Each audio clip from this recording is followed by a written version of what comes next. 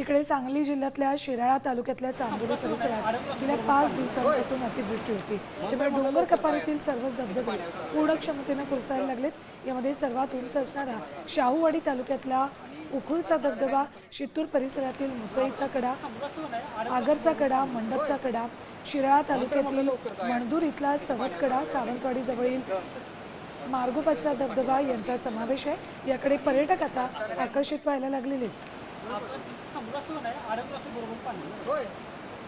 मंत्र म्हटलं लवकर काय तिथे पाण्यावर आणि काय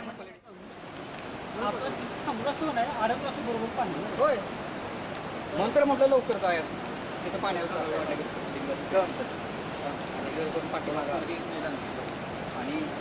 काय